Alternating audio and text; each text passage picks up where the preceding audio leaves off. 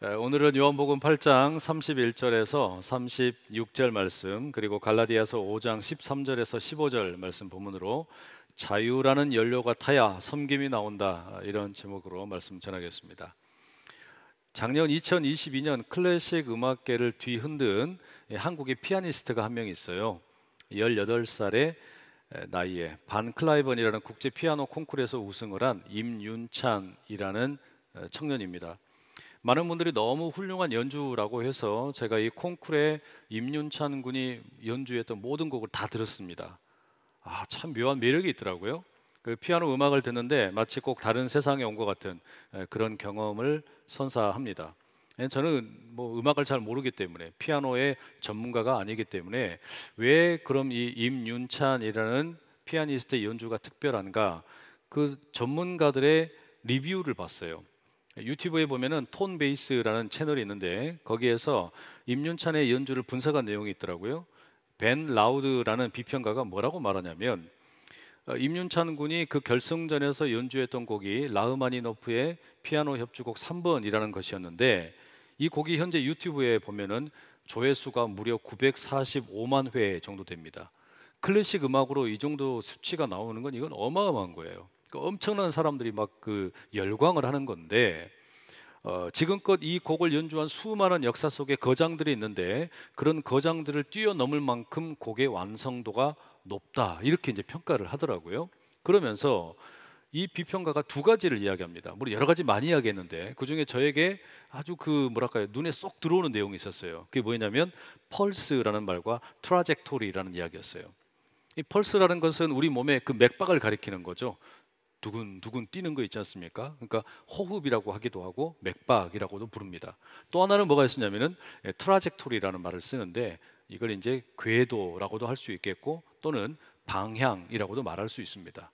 이게 비평가가 하는 이야기가 뭐냐면, 좋은 음악이라고 하는 것은 이 펄스, 그러니까 호흡, 맥박이 좋아야 되고, 동시에 맥박만 좋아서는 아니 되고 이 음악 전체의 방향, 궤도 역시 좋아야 한다라는 이야기를 하는 거예요. 근데 이 임윤찬이라는 젊은 청년의 피아노 연주가 이 두 가지를 다 가지고 있더라라는 이야기를 하더라고요. 저는 이 설명이 참 너무 마음에 와닿았어요. 왜냐하면 이것은 피아니스트에게만 해당하는 것이 아니라 우리 신앙생활에도 참 적용하기 좋은 표현이다라는 생각이 들었기 때문입니다. 피아니스트는 어떤 하나의 자기가 연주할 곡을 받으면 이 곡을 어떤 호흡을 가지고 연주할 건지, 그리고 그 호흡이 흐트러지지 않으면서 그 안에서 자유롭게 연주하는 게 필요해요. 뿐만 아니라 오케스트라와 함께 협연을 하기 때문에 서로의 호흡을 느끼는 것도 필요하겠죠. 서로 신뢰하는 것도 필요합니다. 그러나 여러분, 호흡을 잘 유지하는 것만으로는 좋은 연주가 될 수 없어요. 순간순간의 호흡도 중요하지만 결국에는 처음부터 마지막까지의 큰 그림을 그릴 수 있어야 됩니다. 처음부터 마지막까지 이 방향, 이 연주의 궤도가 흐트러짐이 없어야 된다라는 이야기죠. 말하자면 양궁 선수들이 경기를 할 때 어떻습니까? 호흡을 가다듬고 그 다음에 이제 활 시위대를 당겨서 딱 쏘잖아요. 이 화살이 날아간단 말이에요. 근데 이 화살이 날아가서 1점짜리나 2점짜리에 맞추게 되면 이건 좋은 양궁이 아니에요. 그렇죠? 호흡을 잘 가다듬고 난 다음에 이 이제 화살이 날아갈 때 이 궤도가 어떻게 가야 됩니까? 잘 날아가서 10점에 딱 꽂히게 될 때 우리는 비로소 좋은 방향, 좋은 궤도로 날아갔구나, 좋은 평가를 내린단 말이에요. 이 마찬가지예요. 음악도 그래서 이 순간순간의 호흡, 맥박도 좋아야 되지만 길게 보면은 그 방향, 궤도 역시 좋아야 된다라는 겁니다. 제가 이 이야기를 드린 이유는 우리가 2023년을 시작을 하면서 광야 여정에 동행하소서라는 표어를 우리 마음에 새기지 않습니까? 그런데 이 광야에서, 그리고 우리가 이 여정을 하는 가운데 어떤 영성이 필요한 걸까? 하나님께서 우리를 이 광야에서 이끌어 가실 때 우리에게 어떤 원하시는 그 영성이라는 게 뭘까? 이걸 가만히 생각을 해보면요, 바로 이 호흡, 맥박, 이것과 동시에 궤도, 방향, 이 두 가지가 건강해지기를 원하시는 게 이 하나님의 뜻이라고 말할 수가 있어요. 말하자면 하나님께서는 광야의 시간을 통해서 우리의 맥박이, 우리의 호흡이 건강하게 뛰기를 원하시는 거고, 뿐만 아니라 순간순간에도 건강할 필요가 있지만 이 전체의 방향이 궤도가 건강해지기를 원하신다라는 말입니다. 그런데 이것은 여러분 우리에게 자유라고 하는 것과 연관을 지어서 좀 생각을 해보게 만들어요. 이 자유라는 게 여러분 우리가 일반적으로 어떻게 정의를 내립니까? 일반적으로는 뭐 억압이나 제약이 없는 상태, 그리하여 내 마음대로 할 수 있는 상태, 뭐 우리가 이걸 자유라고 보통 말합니다. 그런데 이사야 벌린이라는 학자가 뭐라고 말하냐면 이 자유라고 하는 것이 두 가지의 목적으로 구분이 된대요. 하나는 소극적인 자유가 있고 또 하나는 적극적인 자유가 있다는 거예요. 이 소극적인 자유는 어떤 거냐면 내가 지금 뭔가 어딘가에 구속되어 있고 억압이 되어 있어요. 여기에서 벗어나는 자유를 말합니다.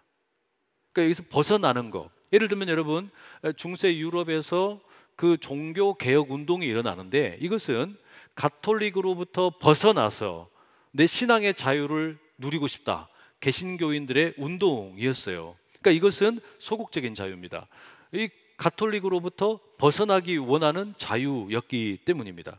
우리 민족 역시 일제의 그 36년의 그 제압으로부터 억압으로부터 벗어나기 원해서 독립운동을 한 거 아니에요? 이것도 역시 그러니까 자유의 운동인데 해방을 위한 운동인데 이건 역시 소극적인 자유에 해당합니다. 반면에 적극적인 자유가 있어요. 이건 뭐냐면 사람이 여러분 어딘가에 지금 갇혀 있다가 억압당하고 있다가 풀려납니다. 자유를 얻었죠. 근데 이것으로는 어떤 목적이 다 이루어졌다고 말하기가 곤란해요. 이제 어딘가에서 풀려나서 해방이 되었는데 그 다음에 어디로 갈 거냐라는 거예요. 그 다음에 어디를 향해서 갈 거냐, 이게 적극적인 자유입니다. 예를 들면 종교개혁 운동을 하던 분들이 카톨릭으로부터 이제 벗어났습니다. 그리고 신앙의 자유를 누리게 되었어요. 그럼 거기에서 어디로 가야 되냐 이 말이죠. 뭐 하기 원한 거예요? 하나님을 온전하게 예배하기 원하는 것이고 하나님을 영화롭게 하기 원하는 것이죠. 그게 적극적인 자유예요. 우리나라가 일본으로부터 해방된 건 역시 마찬가지예요. 일본으로부터 해방된 것은 소극적인 자유입니다. 그런데 해방된 이 민족이 앞으로 어디로 갈 거냐, 이게 여러분 적극적인 자유란 말이에요. 우리 민족이 이제는 온 세계 열방 가운데 하나의 주체적인 민족이 되고 당당한 세계의 일원으로 우뚝 서서 이 자주적인 민주국가를 세우는 거, 이게 여러분 우리에게 어찌 보면 적극적인 자유, 그 목적 아니겠습니까? 자, 그런데 이것을 여러분 한번 가만히 보세요. 출애굽이라고 하는 것도 소극적인 자유와 적극적인 자유로 나누어 생각을 해볼 수가 있겠죠.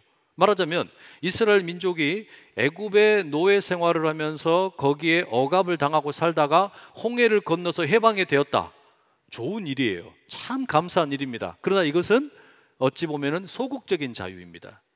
여기에서 이제 더 나아가야 돼요. 앞으로 이제 가나안 땅까지 가야 된단 말이에요. 그 목적지까지 가는 거, 이게 적극적인 자유라고 구분을 지을 수 있어요. 그런데 이 소극적인 자유 그리고 적극적인 자유라고 하는 것을 앞서 말씀드렸던 이 맥박과 방향, 이 둘과 좀 연관을 지어서 좀 말씀을 좀 드리고 싶어요. 오늘 제가 드리고 싶은 말씀의 핵심은 그겁니다. 예를 들면 소극적인 자유는 호흡이라고 하는 것과 함께 할 때 효과가 나타나게 되고, 적극적인 자유는 방향, 궤도와 함께 하게 될 때 이제 비로소 자리를 잡게 됩니다. 무슨 말이냐? 여러분 출애굽의 상황을 한번 우리가 상상을 한번 해봅시다. 이스라엘 백성들이 이 애굽 땅에서 종살이를 합니다. 400년 동안 종살이를 했어요. 그런 이스라엘이 해방이 되었는데 해방이 되자마자, 자유를 맞자마자 어떻게 될까요? 즉각적으로 그럼 자유인다운 그런 어떤 호흡과 맥박이 생겨나겠습니까? 그렇지를 못해요. 400년 동안 노예 생활을 해왔기 때문에 홍해를 건너서 자유인이 되었지만 이 자유인의 호흡과 맥박이 아니라 노예의 호흡과 맥박인 거예요. 여전히 노예의 호흡과 맥박이 뛰고 있는 겁니다. 삶이 그렇게 익숙해요. 여러분, 이런 사례는 우리가 쉽게 찾아볼 수 있습니다. 북한의 공산주의 체제 하에 살던 분들이 탈북을 했단 말이에요. 그리고 제3국을 통과해가지고 한국 땅에 들어옵니다. 그리고 여기에서 이제 세터민으로 살아가는 분들이 많이들 계셔요. 그러면 이분들이 과연 이 민주주의 사회 가운데, 남한의 사회 가운데 잘 적응을 하느냐? 상당히 많은 분들이 어려워합니다. 그 어렵다는 말의 의미가 뭡니까? 북한 땅에서 공산주의 사회 가운데서 뛰던 호흡이 있단 말이에요. 맥박이 있단 말이에요. 그런데 이 남한에 와가지고 살아가면서 남한의 호흡과 맥박을 따라가지를 못하는 거예요. 돈을 준다고 해결되지가 않습니다. 이 문화를 따라가지 못하고 이 체제에 따라가지를 못하는 경우 힘들어하는 분들이 얼마나 많습니까? 이 교회에 처음 나오는 분들도 마찬가지예요. 신앙생활 처음 시작하는 분들이 이 교회에 오면은 이 호흡과 맥박을 따라가지를 못해요. 세상에서 익숙하게 살아가던 어떤 습관이 있고 또는 어떤 관습이 있는데 이것을 전환시키는 게 쉽지 않다는 이야기입니다. 그러니까 쉽게 이야기해서 그냥 밖에서 늘 술 먹고 담배 피우고 그냥 내 마음대로 살다가 이제는 돌이켜서 예수 믿고 제대로 살겠다, 당장에 그게 되냔 말이에요. 쉽지가 않단 말입니다. 그래서 교회에 오시는 분들이 바로 그런 새로운 호흡과 맥박을 익히는 데는 시간이 필요합니다. 마찬가지로 이게 여러분 목회자의 경우에도 어떤 새로운 목회지, 새로운 교회를 가게 되면 적응하는 데 시간이 걸려요. 최근에 우리 교회에 한 5분 정도의 전임 목사님들이 새로 오셨어요. 연말에 이렇게 부임을 했는데 이분들이 와서 보니까 우리 교회 사역에 정신이 없거든요. 뭐 60주년 기념 사역 한다고 매 막 12월 달 내내 뭐 사역들이 있죠. 이제 연초가 되어 가지고 교구도 익히랴, 새로운 위원회도 익히랴, 성도님들 얼굴도 봐야 되고 이런저런 여러 가지 일들을 함께 하다 보니까 사역이 엄청납니다. 호흡을 따라가지를 못하는 거예요. 기존에 있던 사역에서의 어떤 호흡과 그 맥박이 있는데 이 새로운 안산 제일에서의 호흡과 맥박에 아직 익숙해지지 못하고 있다는 이야기예요. 마찬가지예요. 400년 종살이 하는 동안에 익숙해져 있던 종살이로서의 호흡과 맥박, 이게 여러분 홍해 건넜다 그래가지고 당장에 다 없어지고 지금부터는 이제 내가 하나님의 자녀로서의 자유인다운 호흡과 맥박을 누리는 게 아니더라라는 말이에요. 그러니 어떻게 합니까? 훈련이 필요한 거예요. 400년 종살이한 거 10분의 1로 40년 동안 하나님이 훈련을 시키시는 겁니다. 이 광야에 이렇게 훈련을 시키십니다. 만나와 메추라기로 먹이기도 하시고요, 율법을 주시고 십계명을 주시고 뿐만 아니라 구름기둥 불기둥으로 인도를 하시는 거예요. 이러한 어떤 그 시간을 통해서 결국에 그 400년 동안에 엄청나게 덕지덕지 붙어있던 그 과거의 습관들, 과거의 호흡과 과거의 모든 맥박을 다 벗어버리는 거예요. 이게 절대로 쉽지가 않습니다. 애초에 처음부터 그렇게 했으면 모를까 그 가지고 있던 습관을 다시 고치는 거 환골탈태와 같은 어려운 일입니다. 여하튼 여러분, 이 훈련이 결국에는 뭐냐, 돌이켜놓고 보면요, 이것은 창세기 1장과 2장에 기록되어 있는 창조의 처음 모습으로 회복되는 것이라 말할 수 있어요. 하나님께서 여러분 우리 인간을 만드실 때 어떻게 만드십니까? 땅에 있는 흙을 가져다가 이렇게 빚으시죠. 그래가지고 예쁘게 빚으십니다. 그리고서 나올 건 나오고 들어갈 건 들어가라 이렇게 하셔가지고 다 빚으셨어요. 그 다음에 맨 마지막으로 뭐 하시냐면 코에다가 생기를 후 하고 불어 넣으셨어요. 하나님께서 인간을 생명이 되게 하시는데 인간의 창조의 마지막에 들어가는 게 뭐냐면 하나님의 호흡입니다. 하나님의 호흡이 들어가니까 이 사람의 맥박이, 이 사람의 호흡이 하나님을 따라, 하나님의 이끄심을 따라서 숨을 쉬게 되었다라는 말이에요. 마찬가지예요. 우리가 하나님으로부터 멀어져 가지고 죄의 종살이를 하다가, 그 사망의 종살이를 하다가, 세상의 그릇된 문화의 종살이를 하다가 하나님을 만나게 되면 예수님의 십자가의 죽으심과 부활을 통해 우리가 이제 이 구원, 이 자유를 경험하게 된다라는 거, 진정한 자유를 누린다라는 거 너무 감격스러운 일인데 아직 우리는 바로 거기에서 온전한 호흡으로 돌아오지 못할 때가 많다는 이야기입니다. 호흡을 연습해야 돼요. 매일같이 호흡이 새롭게, 내게 주어진 이 호흡이 죽음의 호흡이 아니라, 죄의 호흡이 아니라 생명과 성령의 법을 따르는 새로운 호흡이 되는 일이 필요하다는 이야기입니다. 여러분, 그 은총을 누리실 수 있기를 축복합니다. 근데 이 광야의 여정 가운데 그러면 우리가 무엇을 결국 호흡을 해야 되는 거냐? 오늘 본문에 의하면 여러분, 요한복음 8장에 이 초막절을 배경으로 하는 내용이 소개가 되고 있어요. 요한복음 7장과 8장에는 이스라엘의 3대 절기, 유월절과 오순절과 초막절 가운데 이 초막절이라고 하는 것을 탁 배경으로 해서 말씀이 전해지고 있습니다. 이 초막절은 한 해를 마무리하는 가장 중요한 추수절기입니다. 우리 달력으로 보면 한 10월쯤에 해당을 하는데요. 이 기간에 이스라엘 사람들이 이제 예루살렘으로 순례를 가서 일주일 동안 절기를 지키게 됩니다.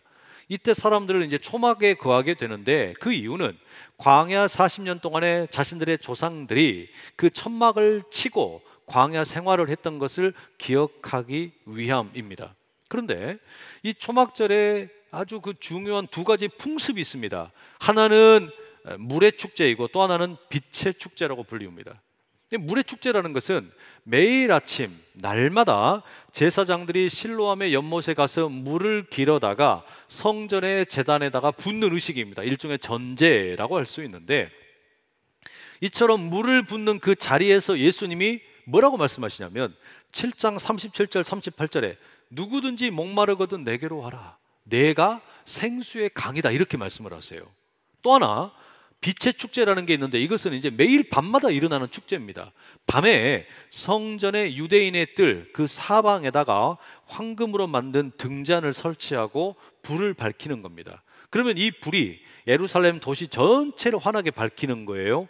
이와 같은 불의 축제의 한 복판에서 예수님이 또 말씀을 하세요. 뭐라 그러시냐? 내가 세상의 빛이다, 내가 생명의 빛이다. 이게 8장 12절의 말씀이에요. 그리고 이 초막절의 배경 가운데 예수님이 하시는 세 번째 말씀이 있는데, 그게 오늘 본문입니다. 요한복음 8장 31절 32절 말씀 함께 한번 읽어보시죠. 시작. 그러므로 예수께서 자기를 믿은 유대인들에게 이르시되 너희가 내 말에 거하면 참으로 내 제자가 되고 진리를 알지니 진리가 너희를 자유롭게 하리라. 이 초막절의 배경, 그러니까 이스라엘의 조상들이 광야에서 천막을 치고 생활했던 40년의 시간을 기억하기 위해서 이렇게 하는 건데, 이 배경에서 예수님이 세 가지를 이야기하신 거예요. 내가 생수의 강이다, 내가 세상의 빛이다, 진리를 알지니 진리가 너희를 자유케 하리라. 여러분, 이 말씀을 종합을 해놓고 가만히 보세요. 이게 무슨 이야기입니까? 광야 여정에서 여러분, 우리가 새로운 호흡이 필요하고 새로운 맥박이 필요한데, 결국에 이게 누구를 호흡을 하고 누구의 맥박에 뛰어야 되는 겁니까? 예수 그리스도예요. 예수 그리스도를 호흡을 하고 예수 그리스도를 우리가 맥박을 뛰는 게 필요하다는 이야기입니다. 왜냐? 광야에서 여러분 마실 물이 부족합니다. 그런데 그 광야 여정 가운데 생수의 강이 되시는 분이 누구냐? 예수님이란 말이에요. 그러면 우리에게 목마름이 없는 거예요. 또 광야에서는 여러분 밤이 되면 너무 어두컴컴합니다. 한 치 앞도 보이지가 않아요. 그런데 그 어둠 가운데 있는 곳에서 예수님이 말씀하시는 거예요. 내가 세상의 빛이다. 그러니 여러분, 사람들이 더 이상 두려울 게 없는 거예요. 그리고 예수님 뭐라고 말씀하십니까? 진리를 알면, 진리를 호흡하게 되면, 진리가 맥박이 뛰게 되면 그 진리가 여러분을 자유하게 할 것이다. 진정한 자유로 이끌어 줄 거라는 이야기예요. 말하자면 신분상으로만 자유를 누리는 게 아니라 예수님으로 호흡을 하고 예수님으로 맥박이 뛰게 되면 우리가 이제 진정한 자유를 누리게 될 것이다. 진리이신 예수님을 만나게 되면, 예수 그리스도 안에 계시는 하나님을 보게 되면 우리 안에 이와 같은 자유가 임하게 될 것이라 말씀하고 있단 말이에요. 여러분, 이 광야의 여정 가운데 우리에게 반드시 필요한 훈련, 그게 뭡니까? 다른 게 아니에요. 내 호흡과 맥박이 예수로 뛸 수 있기를 간절히 축복합니다. 예수님이 내 안에서 호흡이 되시고 예수님이 나의 맥박이 되셔서 그 진리이신 예수님을 알아서 진리를 알지니 진리가 너희를 진짜로 자유롭게 하리라. 이 말씀이 우리 모두 가운데 임하기를 간절히 축복합니다. 두 번째, 여러분, 우리가 순간순간, 이 호흡이라고 하는 것이 멈추면 죽는 거니까 매 순간마다 예수님으로 호흡을 하고 맥박이 뛰는 건 너무너무 중요한 일이에요. 그런데 이것은 전체가 될 수는 없어요. 이 맥박이 뛰고 또 이 호흡을 하는 가운데 결국에 긴 여정에서 보면 어디로 가야 되냐, 그 방향이 어디냐, 궤도가 어디냐, 어떠해야 되냐라는 것이 또 하나 주어진 과제입니다. 그게 앞서 말씀드린 적극적인 자유 그리고 방향에 대한 말씀이에요. 다시 말하면 이것은 이제 홍해를 건너서 자유를 얻게 된 이스라엘 사람들이 하나님의 말씀도 공급받고 하나님의 인도하심을 따라서 익숙하지 않았던 이 하나님을 느끼고 하나님의 맥박을 느끼면서 살아가는 가운데 결국에 어디로 가야 되냐 이거예요. 가나안 땅으로 가는 거죠. 그러나 가나안 땅이라고 하는 장소가 중요한 게 아니에요. 삶의 진정한 목적이 어디에 있느냐, 이걸 발견하는 겁니다. 이게 적극적인 자유예요. 우리가 이스라엘 애굽으로부터 해방이 된 이후에 어디로 갈 거냐? 우리가 죄와 사망으로부터 이제는 자유함을 얻어서 예수 십자가의 그 능력으로 우리가 자유함을 얻어서 어디로 갈 거냐 이거예요. 어디로? 천국에 가는 거 그 장소가 아니에요. 그렇다면 우리가 여러분 어디로 갈 거냐, 이 궤도 방향이 뭐냐라는 말이에요. 그 핵심이 오늘 설교 제목에 담겨 있습니다. 설교 제목 한번 읽어보시겠어요? 자유라는 연료가 타야 섬김이 나온다. 시작. 자유라는 연료가 타야 섬김이 나온다. 여러분, 제가 이 설교 제목은 그 어느 예능 프로에서 따왔는데, 손흥민 선수의 아버지인 손웅정 씨가 유퀴즈라는 프로그램에 나와가지고 했던 이야기가 있어요. 근데 뭐라 그러냐면 자유라는 연료가 타야 창의성이 나온다, 이렇게 이야기했어요.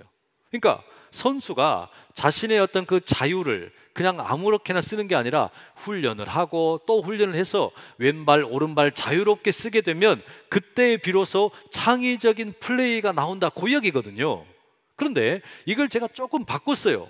우리에게, 여러분, 우리가 이렇게 그 자유를, 내게 주어진 이 자유, 예수 그리스도를 통해 주어진 이 자유를 통해서 결국 우리가 어느 방향으로 가야 되냐, 그 핵심이 섬김이라는 말 속에 들어있다는 이야기예요.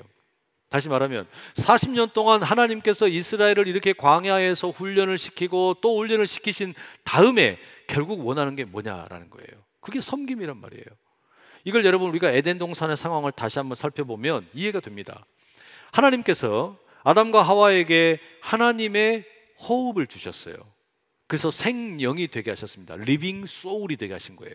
그런데 이들은 이제 온전한 자유를 얻게 되었거든요. 어디든지 갈 수 있고 무엇이든지 먹을 수 있습니다. 어떤 구속이나 제약도 없는 겁니다. 한 가지의 조건만 있어요. 동산 중앙에 있는 선악을 알게 하는 나무의 과일을 먹지 않는 것. 이게 아담과 하와에게 주어진 딱 하나의 법입니다. 유일하게 자유의 한계를 주신 거예요. 근데 결과가 어떻게 됩니까? 우리가 잘 아는 것처럼 아담과 하와가 이 법을 깨뜨려 버리죠. 먹지 말라고 하니까 꼭 더 먹고 싶어지는 거예요. 하지 말라 그러면 꼭 더 하고 싶어 하는 거예요. 희한해요. 하여튼 인간이 희한한 거예요. 그래가지고 이 아담과 하와가 선악과를 먹어버리죠. 결국에 동산에서 쫓겨납니다. 너무너무 그냥 자유를 누리던 환경에서 배고픔과 헐벗음과 그 목마름의 자리로 쫓겨나는 거예요. 이 자유를 이제 잃어버린 거예요. 왜 이런 비극이 일어났을까요, 여러분? 여러 가지로 이야기할 수 있지만 결국에 이것은 여러분 자유에 대해서 착각했기 때문입니다. 무슨 이야기냐? 여러분, 아담과 하와에게 하나님께서 자유를 선물로 주셨어요. 이것은 아담과 하와의 권리가 아닙니다. 이 자유는 하나님께서 주신 선물이에요. 은혜란 말이에요.